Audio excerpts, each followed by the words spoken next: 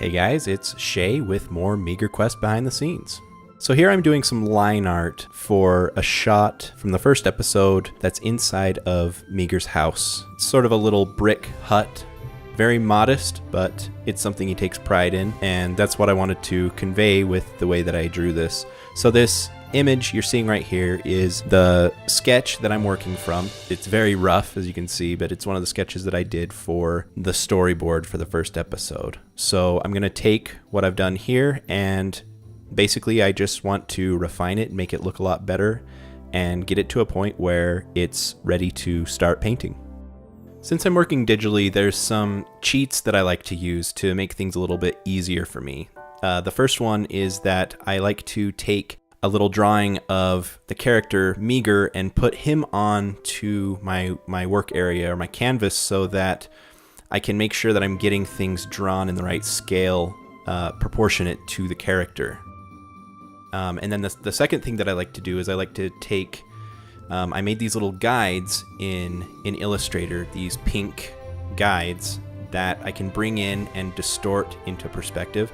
And that helps me to, before I even start drawing, it helps me to define the perspective of the main structure of whatever I'm drawing. And so that gives me kind of a guide to work with.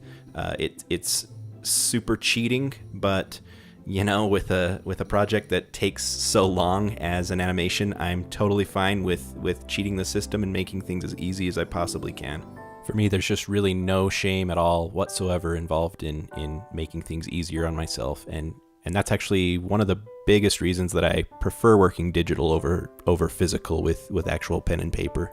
So right here you see that I'm just going through and sketching things in kind of with a pencil. I'm going a little bit rough. It's not important at this point that I get everything down perfect. I'm going to be going over it later, but I'm just getting things down onto the canvas in a way that's a bit more detailed and refined than the original sketch was that I started out with. Just going through and blocking in the bigger features of the room, and then kind of going through and adding a bit more granular detail after that.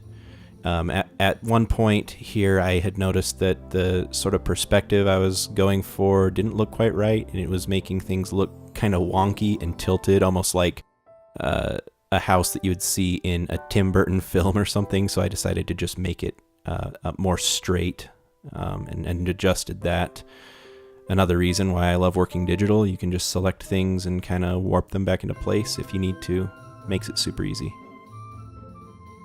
Adding in the perspective lines for how the bricks are laid in the walls. And then I drop the opacity of the layer that I'm penciling things in on, and I start inking. This is kind of the digital simulation of taking maybe some tracing paper or something, laying it over your drawing, and then taking a pen to the tracing paper. And this is really the part where I start to really refine everything and make everything look more polished, clean, smooth, getting the line work ready for a good painting to put on top of it.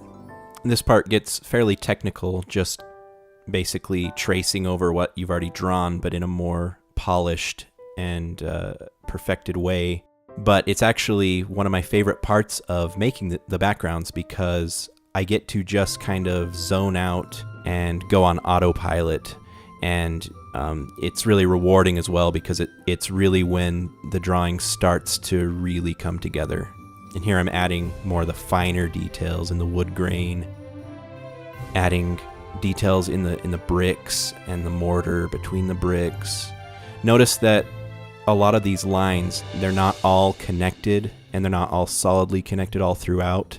They kind of have gaps in between them, and that's because I don't want every texture to be really popping out. I want it to be kind of played back, and the connections between the lines become sort of implied rather than thick, heavy-handed lines running through everything.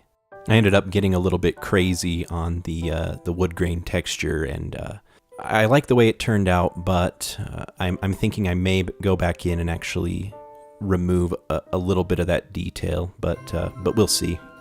I kind of like it the way it is, but it does get a little bit busy. And that's it for this background line work behind the scenes video. This is the final result, and I have to say I'm fairly happy with how it turned out. I think it's more or less ready to start painting on. Thank you so much for watching. Please consider supporting our Patreon, and please like and subscribe for more behind the scenes videos.